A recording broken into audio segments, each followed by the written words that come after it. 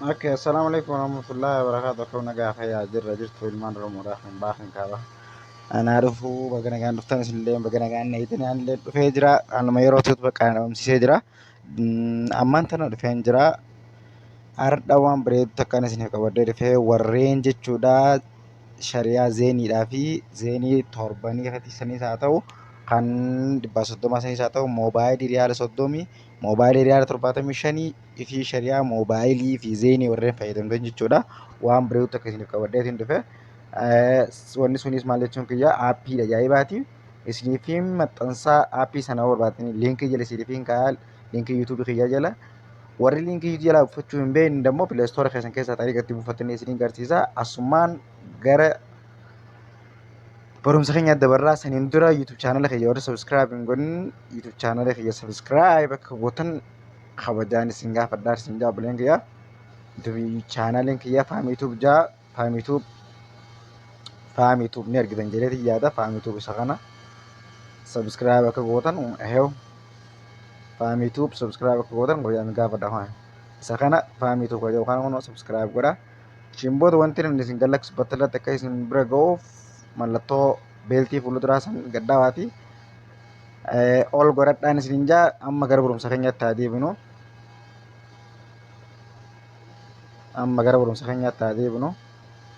Aappiin san eessa keessa argatan jettanii yaadanii aappiin pileestoor keessanii jira. Warri pileestoor keessan arganne liinkii viidiyoo kanaa jalaa isin dhifiin kaa'aa. Warri pileestoor keessaa buufachuu barbaatan ammoo warri pileestoorii keessaa buufachuu barbaadan isiniifiin himaa jechuudha. Pileestoorii keessanii buufattanii isiniifiin asirratti ammaan isin agarsiisa. Ookee faana bu'aa.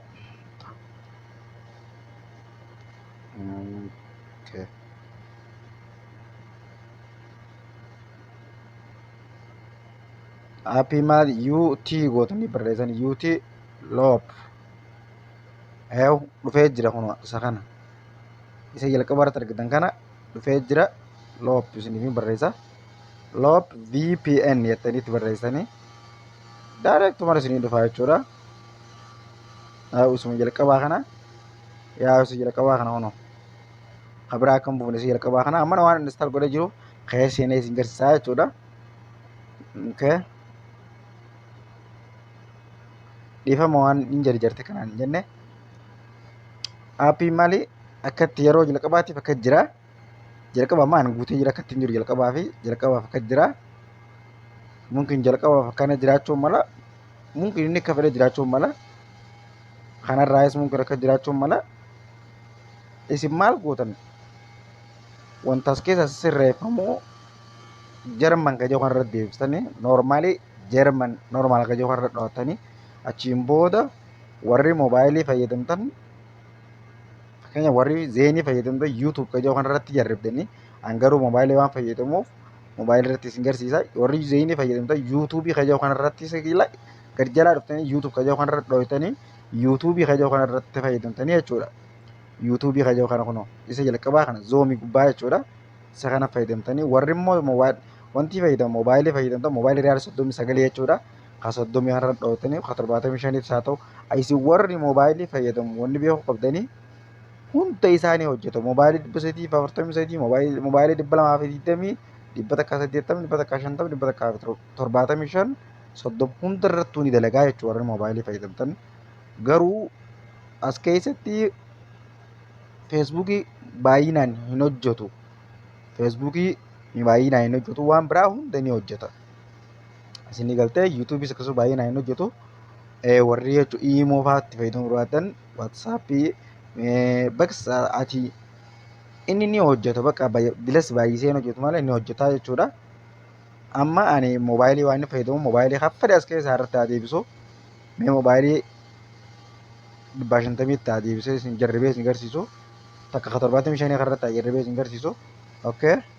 Amma achi booda maal gootanii connect jechuu qofaa isin qabaa jechuudha. Walakkaa qasti tana.